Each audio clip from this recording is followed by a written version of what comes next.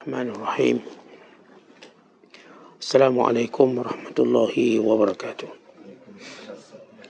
Alhamdulillahi rabbil alamin. Wal aqibatu lil muttaqin wa la udwana illa 'alal zalimin. Asyhadu an la ilaha illallah wahdahu la syarika lah wa asyhadu anna Muhammadan abduhu wa rasuluh. Allahumma salli wa sallim wa barik ala sayyidina Muhammad wa ala alihi wa sahbihi ajma'in wa ba'du.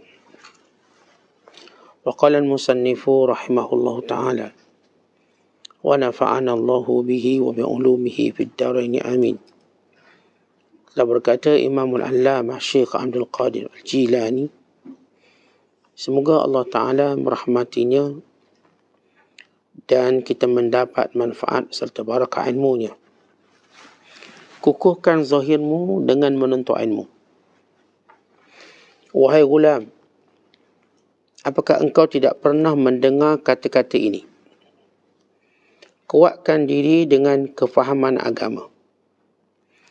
Kemudian duduk dalam berkhalwat. Maksudnya, rajin-rajinlah mencari ilmu yang zahir. Maka sesudah itu baru mencari ilmu yang batin. Beramallah dengan ilmu yang zahir itu, sehingga amalanmu ini akan mendekatkanmu kepada suatu ilmu yang tidak pernah engkau lakukan, yakni mencarinya. Ilmu yang zahir itu adalah cahaya bagi tubuh yang zahir, dan ilmu yang batin pula cahaya bagi tubuh yang batin. Dan dia inilah suatu cahaya yang perlu di antaramu dengan Tuhanmu Azza wa Jalla. Macam mana engkau beramal dengan ilmumu, maka begitulah dia akan mendekatkan jalanmu kepada Allah Azza wa Jalla. Pintunya akan terbuka luas. Dengan daun pintunya sudah ditiadakan lagi untuk engkau masuk ke dalamnya. Ya Tuhan kami, berilah kami kebaikan di dunia dan kebaikan di akhirat, dan selamatkan kami dari seksa api neraka. Muslimin dan muslimat sedang penonton yang dirahmati Allah sekalian, di antara perkara yang utama dalam kehidupan beragama ialah memahami agama. Dan memahami agama itu tidak akan terhasil melainkan dengan cara mempelajari agama. Kerana itu Nabi SAW menyebut kelebihan orang-orang yang berjalan, yang keluar mencari ilmu, maka Allah Ta'ala akan mudahkan baginya jalan ke syurga. Man salaka tariqan yaltamisu fihi ilman, sahhalallahu lahu tariqan ilal jannah. Sahhalallahu lahu bihi tariqan ilal jannah. Siapa yang keluar melalui jalan bagi menuntut ilmu, Allah akan mudahkan baginya dengan ilmu yang dia nak cari, jalan ke syurga. Seolah-olah jalan ke syurga itu tidak mungkin berlaku melainkan melalui ilmu. Umpama kalau kita nak pergi satu tempat, memang tempat tu maklum, tetapi bila kita sebut tempat tu, dia ada jalan dia. Tak mungkin tempat tu ada, jalan tak ada, kita tak mampu lalu. Maka jalan penghubung kita dengan tempat itu ialah ilmu. Tuan-tuan nak pergi Kuala Lumpur, ikut mana nak pergi Kuala Lumpur? Ikut jalan. Mesti tahu jalan dia, dan ini jalan dia. Maka bila tahu jalan, kita pun akan ke sana. Maka demikian perumpamaan ilmu itu adalah jalan tadi. Bukan dengan kefahaman yang betul dipermudahkan. Bila kita tahu jalan dan kita faham jalan tadi selok-beloknya, maka lebih dipermudahkan. Sebab itu para ulama' meletakkan keutamaan tersebut dan menyebut tentang prasyarat bagi memperoleh ilmu yang betul. Yang pertama, kata mereka, mesti dengan niat terlebih dahulu. Dia mesti ada niat. Ini disebut oleh Abdullah ibn Mubarak rahmatullahi alaih. Pertama, niat. Jadi bila kita tahu untuk melalui jalan, untuk mengenali Allah, untuk kita mengubah diri kita, mengubah orang lain, maka niat tu kena ada. Allah Ta'ala sebut tentang niat. Wa ma umiru illa liya'budullah mukhlishina lahuddin. Kamu tidak diperintahkan melainkan ikhlas dalam beragama kepada Allah. Ilmu ni agama. Maka bila sebut ilmu agama, dia perlukan kepada niat. Bukan semua perkara agama perlukan pada niat.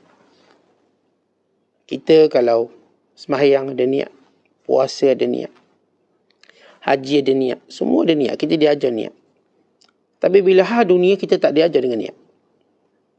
Tak ada orang kata, okay, nak makan kena ada niat. Nawaitu sahaja aku makan, tak ada. Orang tak akan ajar kita. Tuan-tuan nak berlari, tak perlu ada niat. Tuan-tuan nak buat apa, tak perlu ada niat yang bersifat fokus. Ya benar, kita tak mungkin buat tanpa niat. Membunuh pun dengan niat. Tetapi yang saya maksudkan fokus pada niat. Bila kita buat ibadat aja, kita mula letakkan niat. Keutamaan pada niat. Maka demikianlah bila kita nak belajar agama. Sebab yang kita nak belajar ni bukan kita nak jawab periksa. Yang kita nak belajar ni bukanlah kita nak pegang jawatan gaji 5-6 angka. Yang kita nak belajar ni bukan CJ untuk kita bangga. Yang kita nak belajar ini bukanlah kemasyhuran. Tetapi yang kita nak belajar ialah untuk kita dekat dengan Allah. Kenal Allah. Kita nak masuk syurga. Kita nak bahagia dunia akhirat. Berbanding kalau tuan-tuan sebut belajar lain, yang tuan nak ke sekolah, ke college, ke universiti, tuan-tuan nampak pekerjaan. Tuan-tuan nampak kemasyhuran. Kita pun boleh cerita anak kita belajar luar negeri, luar negara. Universiti itu, universiti sana. Tapi bila belajar agama tidak begitu. Belajar agama, niat itu biar jelas. Kalau belajar untuk tujuan berdebat, memperbodohkan orang lain, kita tak akan dapat apa-apa. Ia hilang dengan begitu cepat. Lebih cepat daripada apa yang kita bayangkan. Oleh sebab itu penting niat. Yang kedua, selepas betul niat kita, dengar elok-elok. Setiap ilmu yang kita duduk untuk belajar, kita perlukan kekuatan pendengaran. Sebab ilmu ini dia akan masuk ikut telinga terlebih dahulu. Kita kena dengar. Baik tuan-tuan ke dewan kuliah, tuan-tuan ke universiti. Kalau telinga kita tak settle dulu, pendengaran kita tak akan dapat ilmu.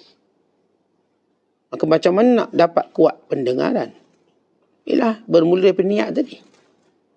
Niat betul, dengar punya betul. Bukan kita sebut, okay, nak betulkan niat, kena, nak betulkan pendengaran, kena korek telinga, jumpa pakai ANT dulu, bersih telinga, bukan itu. Maknanya ialah fokus kita dalam mendengar. Dengan segala adab, cara, pendekatan kita. Sebab itu Luqman berkata pada anaknya, lagakan lututmu dengan lutut ulama. Sebab apa? Begitu kita dapat dengar, lebih dekat.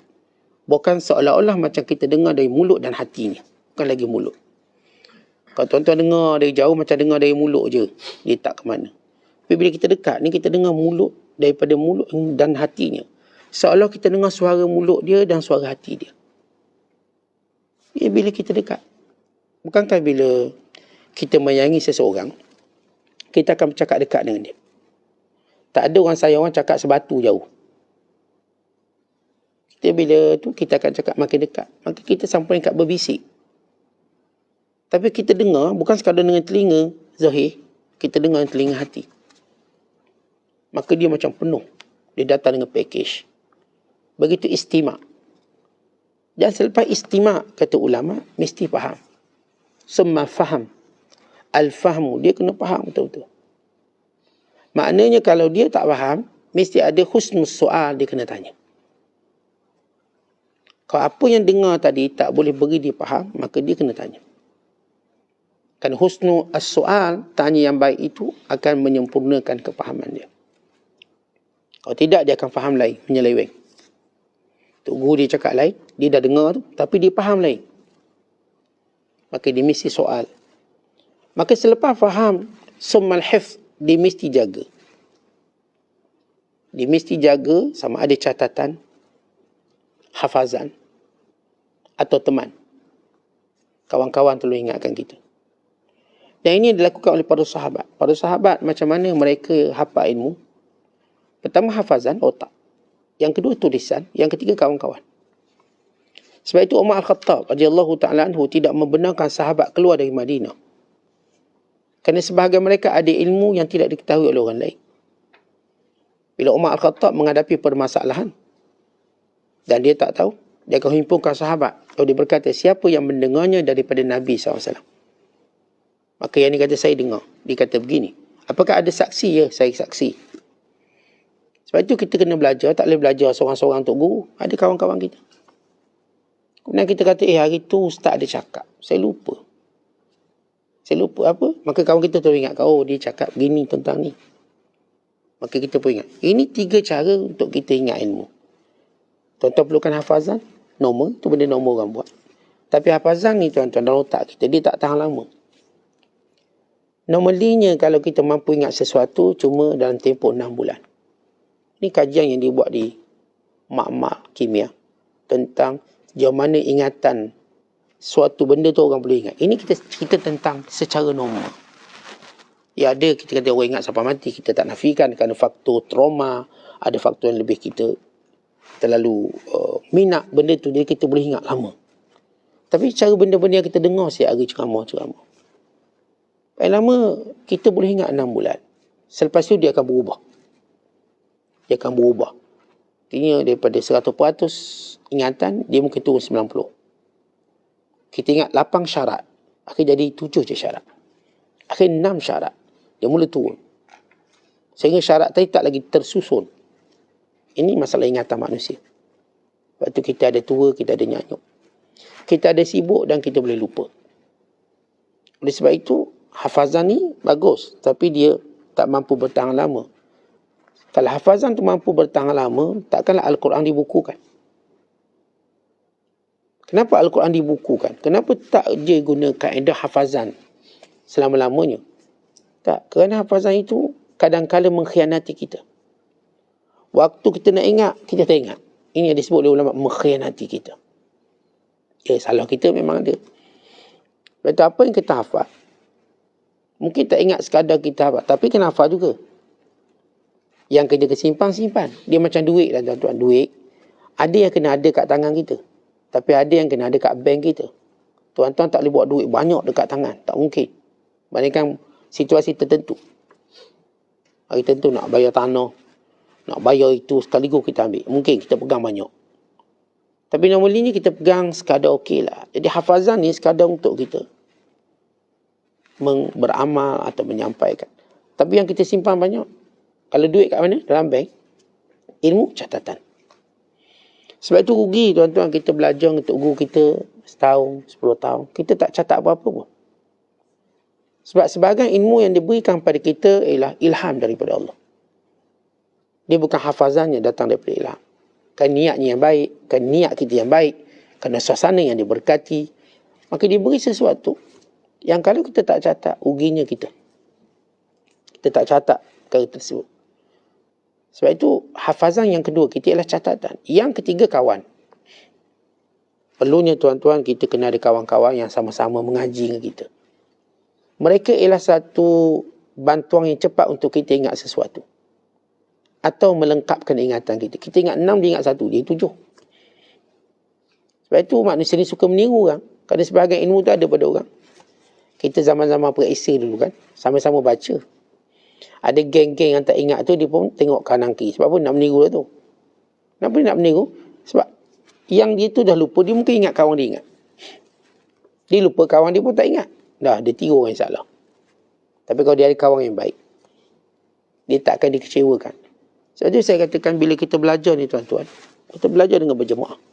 Tak boleh datang belajar seorang. Dia datang berjemaah 3, 4 orang, 5 orang, 6 orang, 10 orang. Maka Tok Guru pun semangat sikit bila ajar ni kita datang ramai. Berbanding kita datang seorang. Kalau datang seorang ni macam istimewa sangat kita ni. Datang berapa orang. Maka dengan asbab kita bersama mereka, Masya Allah kita pun ingat. Kawan kita tolong ingatkan kita banyak. Dan setiap kita kadang-kadang posting salah, kawan kita tolong ingatkan. Bukan yang ni. Hebat kawan. Sebab tu bila kita nak hafal ilmu, jaga benda ni. Ya otak kita 1. Tulisan kita 2. kawan. Kalau ditanya mana paling kuat sekali, mana antara tiga ni paling kuat, orang kata depend, tengoklah macam mana. Tetapi hakikatnya yang paling kuat sekali adalah catatan. Sebab itu para ulama mencatat dan menulis kitab bukan untuk orang lain, melainkan untuk dirinya, ingat waktu dia lupa. Itu ulama-ulama dicatat ilmu, ditulis. Sebab mereka juga macam kita, kadang dia lupa. Lalu kata mereka, kami mengarang kitab untuk hari lupa kami. Kami bukan karang kitab untuk kami sebar, nak beri biar orang puji kami sebab kitab kami ada, bukan. Kami mengarang kitab untuk mengingatkan hari kami lupa. Maka mereka menulis macam-macam. Apa pun yang mereka tahu, mereka tulis, lalu mereka simpan satu tempat. Nanti kalau mereka perlukan, mereka akan baca kembali. Dan mereka dapat ilmu. Kemudian sesudah kita hafal, ialah kita kena amal. Kalau kita tak amal ilmu, maka ilmu tadi akan hilang. Sebagaimana disebut oleh para ulama, ilmu sentiasa berbisik supaya kita beramal. Kalau kita tidak beramal, dia akan hilang. Dia akan hilang. Bukan sekadar hilang pada ingatan kita, pada catatan kita juga hilang. Dan sahabat kita pun hilang. Sahabat yang menyimpan ilmu yang kita nak tahu pun hilang juga sahabat ni. Sebab mana? Bila mana kita tidak mau beramal dengan ilmu. Seman nasyab, kemudian sebarkan ilmu. Ilmu ni amanah. Maka kita beri pada orang lain. Satu ada duit. Duit tu kalau kita pegang je, kita tak mungkin rasa gembira. Melainkan kita kena belanjakan. Sama ada belanja tadi keperluan kita, atau belanja tadi keperluan orang lain. Atau pada kedua-duanya. Ia akan mengembirakan. Oleh sebab itu, seorang yang benar-benar bersungguh belajar, kata Syekh Abdul Qadir, dia faham betul-betul, barulah dia mampu berkhalwat. Faham tu? Kalau dia tak faham betul-betul, dia tak mampu berkhalwat. Kerana ilmu tadi, bila dia beramal, maka dia akan nampak perubahan pada dirinya. Sebab itu kata ulama, kana rajul yatlubul ilma fala yalbas an yura dhalika fi taqashshu'ihi wa hadiyihi wa lisanihi wa yadihi. Bila seorang benar-benar belajar ilmu, maka tidak akan mengambil masa yang lama, melainkan akan berubah khusyuk dia. Khusyuknya bertambah. Dan akan berubah sifatnya. Hadihi, perangai dia berubah. Dan akan berubah cara bertutur dia. Dan akan berubah cara bertindak dia. Ini orang benar-benar ada ilmu. Sebab itu orang yang ada ilmu, kalau kita lihat rangkuman yang disebut oleh ulama, iman itu menjadi indah bila ada ilmu. Dan ilmu itu menjadi indah bila ada amal. Dan amal itu menjadi indah bila ada kelembutan. Maka sentiasalah dia menjadi indah dan baik.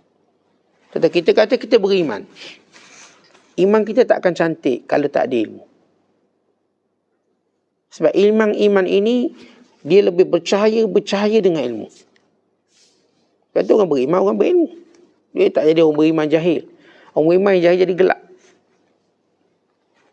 Tak mungkin kita hidup, ataupun kita kata kita boleh hidup tanpa ilmu. Tidak boleh. Mukmin mesti ada ilmu. Bila ada ilmu, mesti ada amal. Dan bila ada amal, mesti ada kelembutan. Maksudnya tuan-tuan, taklah lepas ada ilmu jadi keras, duk maki hama orang. Tak betul.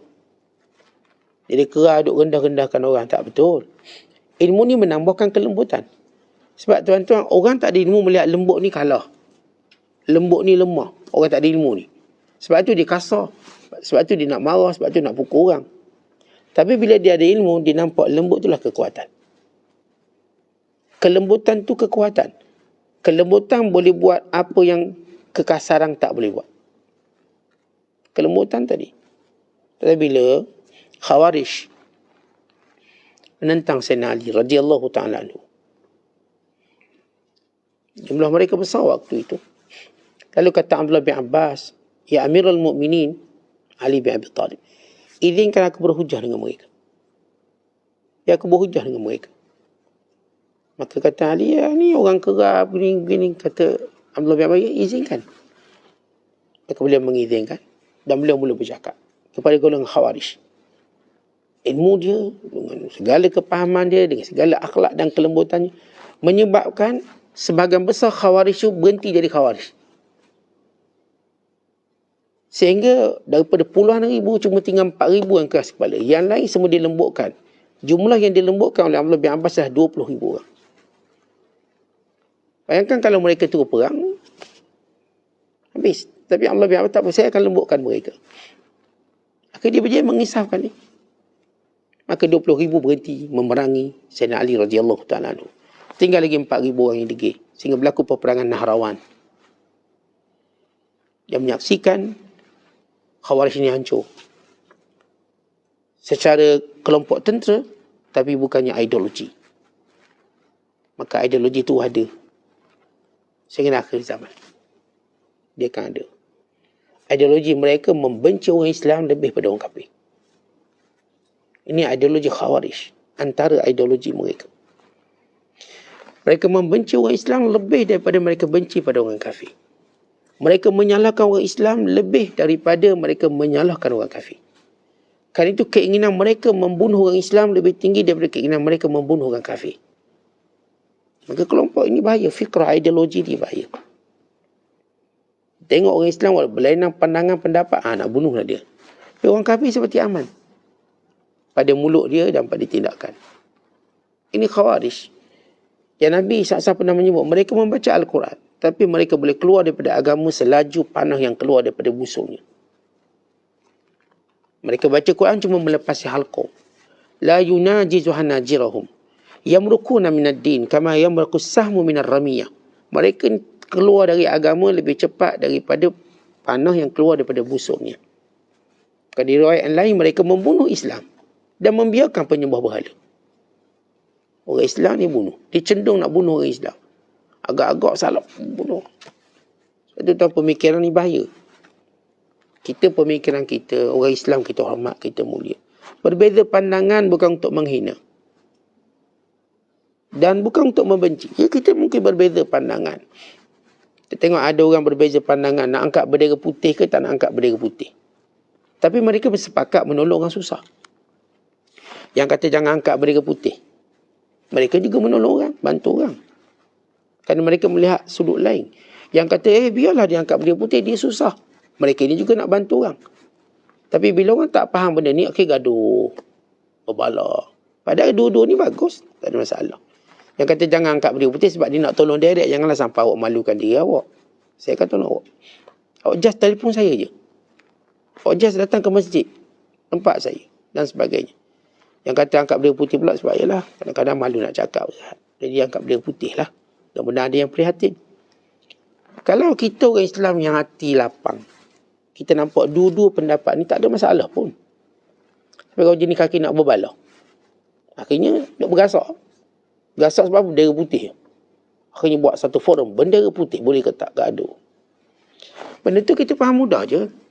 Ada orang kata, awak tolong tak payah nak cakap. Saya akan datang jumpa awak. Ada orang yang kata, tak apa saya nak tolong awak, saya tak tahu. Awak angkatlah bendera.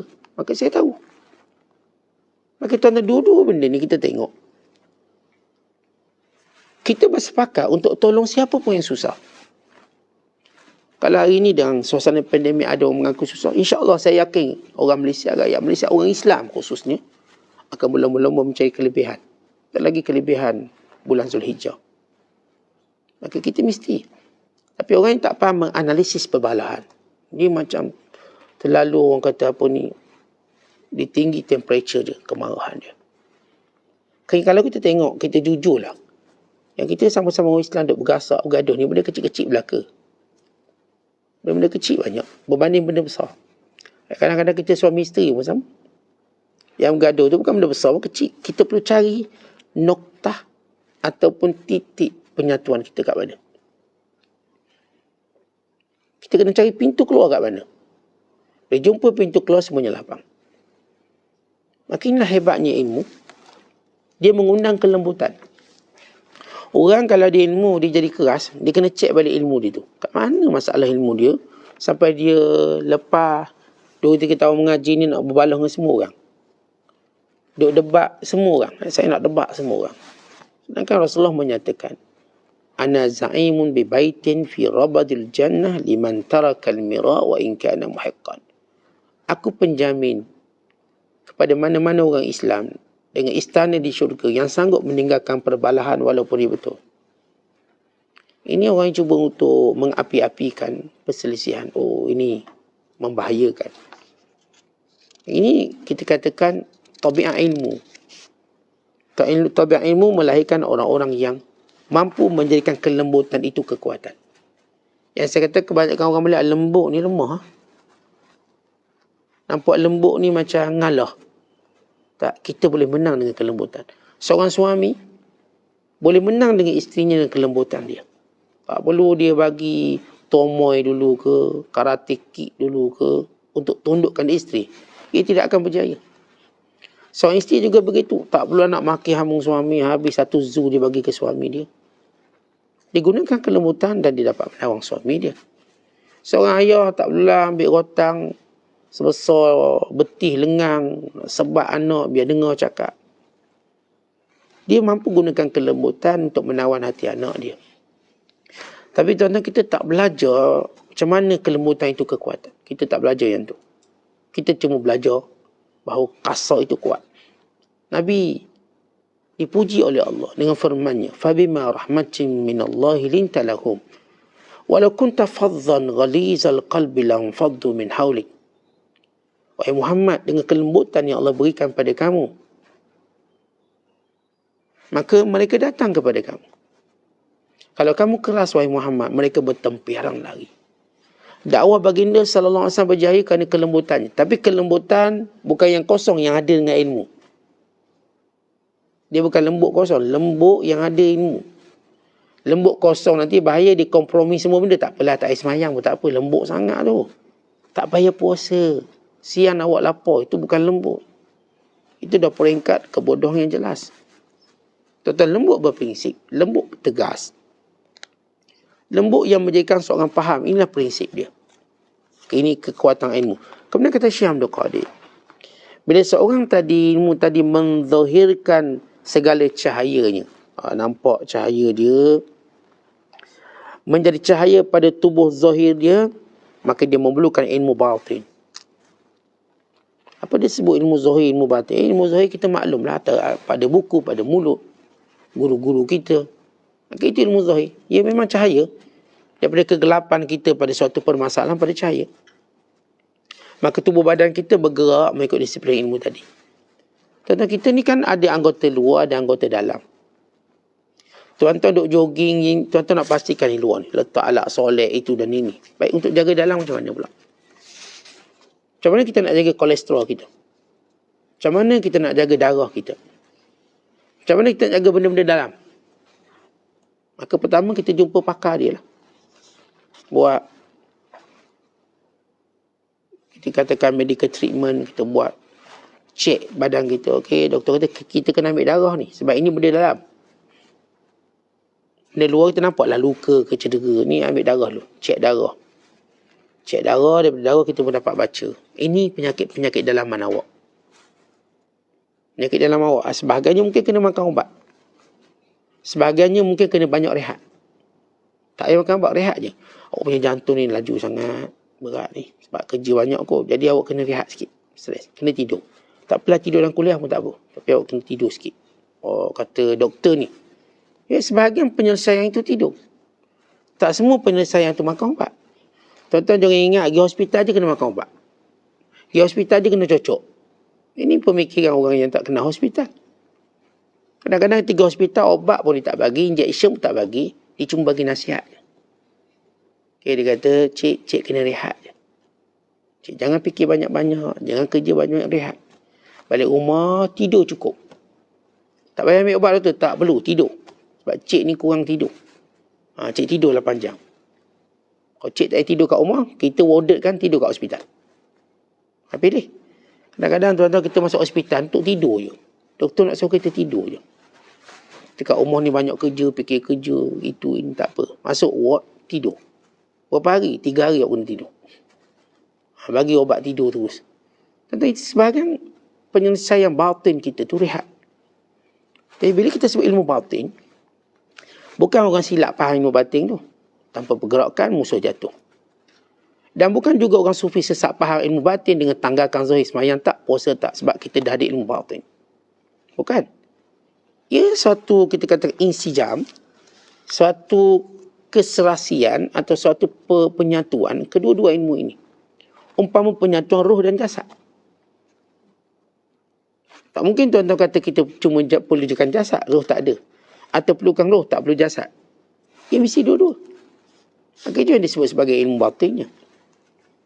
Itu perumpamaan ilmu batin. Roh dalam ilmu itu. Baik dalam ilmu itu ada apa? Ada takut pada Allah, khasyah. Maka itulah batinnya. Memang kita belajar, takutlah neraka, takutlah neraka. Takutlah azab kubur. Itu ilmu zahir. Tapi kita hadir tak benda tu. Kalau tuan-tuan sebut Alhamdulillahirrabbilalamin, betulkan makhraj, betulkan panjang pendek, mat, betulkan hukum yang berkait dengan dengung atau tak dengung. Tapi hadir tak perkataan Alhamdulillahirrabbilalamin. Itu ilmu batinnya. Segala puji bagi Allah. Maka terbentang di hadapan kita, Ya Allah, banyaknya nikmat yang kau beri. Ya Allah, banyaknya kecuaian yang berlaku pada diriku. Ya Allah, nikmatmu tidak pernah putus. Sedangkan ibadatku selalu putus-putus. Ya Allah, nikmatmu tidak pernah berhenti. Sedangkan aku sentiasa berhenti dalam perjalananku menujumu, Ya Allah. Terlalu banyak rehat, terlalu banyak bermain. Dengan Alhamdulillahirrabbilalamin tersungkur kita. Ego kita lebur. Kufur dan segala kita katakan tidak bersyukur kita pun hilang. Dek dok bayar nikmat banyak, Ya Allah. Daripada mula kita kenal dunia, mula kita boleh berbicara dan bercakap, banyaknya Allah bagi nikmat. Pernah susah? Tak susah sangat lah Ustaz. Banyak senang Ustaz. Pernah lapar? Taklah lapar sangat. Lapar pun sebab menunggu makanan. Bukan lapar tak ada makanan. Lapar kadang-kadang mak masak sejam, lapar lah. Tapi makanan kita tunggu. Lapar dalam keadaan kita tunggu kedai makan. Lapar aku, lambat dia ni. Tapi tengah tunggu kedai makan. Bukan lapar tak ada makanan. Jadi kalau dengan Alhamdulillahirrabbilalamin hadir semua benda tu, maka itulah ilmu batin. Bila kita sebut Ar-Rahmanir-Rahim, pemurah dan penyayang, baik itu ilmu zahir. Tuan-tuan sebut dengan betul tajwidnya, cara berhentinya. Tapi yang hadirnya apa? Ar-Rahman, Ar-Rahim. Allah sayangku. Kalau Allah tak sayang aku dah terjebak dengan zina, mencuri, merompak. Kalau Allah tak sayang aku, tak mungkin aku diberi taubat. Sesudah aku lalai, aku leka, Allah beri aku taubat. Kalau Allah tak sayang aku, tak mungkin Allah hadirkan kawan-kawan baik yang menegur aku, yang membimbing aku. Allah sayang aku. Kalau Allah tak sayang aku, tak mungkin aku akan rasa perasaan berdosa. Bila kerana ada perasaan berdosa, itu tanda Allah sayang aku. Supaya aku bertaubat. Kalau Allah tak sayangkan aku, nescaya Allah biarkan aku sentiasa sihat supaya sombong seperti Fir'aun. Allah datangkan sakit supaya aku tahu, berharap kepada Allah. Kalau sebut Ar-Rahim, kita nampak Allah sayang kita. Allah sayang walaupun manusia tak sayang, Allah sayang kita. Maka seterusnya setiap ayat-ayat tadi menzahirkan, memwujudkan ilmu batin. Maka ini disebut ilmu batin. Orang baca Quran itu zahir, tapi tadabbur itu batinnya. Memang saya boleh baca Quran hari ni khatam. Dan saya dah target, Ustaz, saya dah target ini 1 hingga 10 Zulhijjah saya akan khatam sekali Quran. Sebab amalannya afdal. Ya bagus. Tapi tadabburnya mana? Seorang boleh khatam sebulan sekali, even 2 bulan sekali ke. Tapi itu ilmu zahir. Bagus tak? Bagus. Ia mengindahkan diri kamu, disiplin kamu. Tapi dalamnya apa? Batinnya apa? Macam kita mengaji ilmu tasawuf, tuan-tuan. Ini zahir. Tuan-tuan tahulah. Tapi bagaimana dia boleh mengerahkan batin kita? Sebab kata ulama, orang yang sebenar berilmu, maka dia akan beramal. Dan orang yang sebenar beramal, dia mula sibuk. Bila dia sibuk, dia mula hilang daripada manusia. Tentu kan kalau kita sebut sibuk kan, kita pun sebut, lama tak jumpa awak, sibuk ke apa? Fuk hidup, orang hilang. Dek sibuk dia. Lama lah tak jumpa dia. Sebab apa? Kita tu akan kata dia sibuk. Dan bila dia sibuk, orang pun cari. Dan bila dia hilang, orang pun cari. Mana dia lama tak nampak? Orang pun cari. Tengok Facebook dia. Lama tak aktif ni. Oh, tengok madrasah dia pun tak ada. Kita cari merata tempat. Sebab bila seorang tu sibuk, dia akan hilang. Dan bila hilang, orang cari. Dan bila orang cari, dia lari. Sebab apa? Dia cuma ada urusan dengan Tuhan dia. Wa idza tulibu harabu. Kalau orang duk cari dia, dia melarikan dirinya. Sebab dia dah jumpa tempat yang sebenar, ketenangan dia. Ini orang yang benar-benar mendapat kebatinan ilmu. Bila dia ada ilmu, dia beramal. Bila beramal, dia sibuk. Bila sibuk, dia hilang. Bila hilang, dia cari tak jumpa, dia lari. Tentang berapa orang suka lari bila dicari. Semua cuba untuk jenguk diri biar orang nampak kita hadir dan kita wujud. Dan kata lain, semua orang nak glamour. Berapa orang tak nak glamour? Boleh bidang mencari. Terutama ketika mana dia berada pada posisi yang paling baik, tapi dia memilih untuk humble. Memilih untuk menjadi khumul, tenggelam dalam keinginan manusia untuk mempopularkannya. Dia tidak mahu memilih yang tu. Kita tak jumpa ramai di kalangan mereka.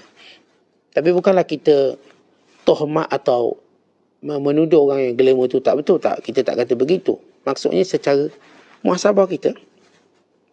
Bukankah kita bila rasa glamour, kita macam lebih suka menunjuk diri. Sebenarnya begitu.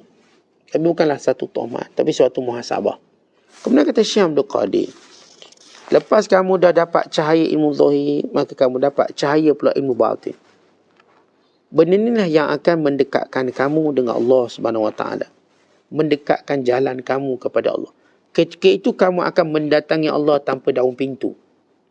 Maknanya kalau kita pergi rumah orang, yang menghalang kita dengan orang apa dia? Pintu dia. Kalau kita tak rapat dengan dia, pintu pagar dia. Pintu pagar lah. Jangan kata pintu rumah, pintu pagar tak lepas lagi. Ting, ting, ting, belum tentu dia buka. Pintu pagar. Itu pun sebab nak hantar barang. Puk panda, baru dia buka pagar. Atau nak hantar GNT, barang pos. Dia buka pagar je. Silap bulan pagar pun tak buka, ulu tangan dia. Sini. Umpama dia. Dan bila kita makin dekat, pagar dibuka. Tapi pintu depan belum dibuka. Maka kita kena ketuk, beri salam. Tapi bila kita rapat, pintu itu sudah terbuka untuk kita. Sudah terbuka. Begitu seorang bila dekat dengan Allah, seperti dia tak perlu ketuk pintu, dia boleh masuk je. Sebab dah tak ada daun pintu antara dia dengan Allah. Ini disebut tidak ada hijab. Ya, kebanyakan kita, orang awam macam kita, tuan-tuan, hijab kita tak ada bila kita berdoa pada Allah. Khususnya bila kita dizalimi, tak ada hijab kita dengan Allah. Ini disebut dalam hadis Nabi SAW. Ittaqu da'watal mazlum, fa innahu laysa bainaha wa bainallahi hijab. Takutlah kamu doa orang yang kena zalim, sebab antara dia dengan Allah tak ada hijab, tak ada penghalang. Dia naik direct, dia tak ada perantaraan. Ini orang yang dizalimi, tapi orang yang dikasihi macam mana? Orang yang disayangi tidak ada hijab antara dia dengan Allah. Macam kalau tuan-tuan sayang seseorang, apakah tuan-tuan perlu appointment untuk jumpa dia? Kalau kita sayang orang tu sayang kita, tuan-tuan perlu appointment. Kalau sekiranya pejabat tu pejabat isteri saya, contohlah. Saya tak perlu buat appointment isteri saya nak jumpa awak, tak perlu. Saya masuk je. Dan dia tak akan marahi saya kalau dia sayang saya. Okay, saya boleh duduk. Ni isteri nak pergi pejabat suami, kena appointment? Tak perlu. Sebab dia isterinya. Dia masuk. PA tak kata, cik, dating kena appointment dengan saya dulu. Tak mungkin. Kalau yang tu cakap, kita pecat dia.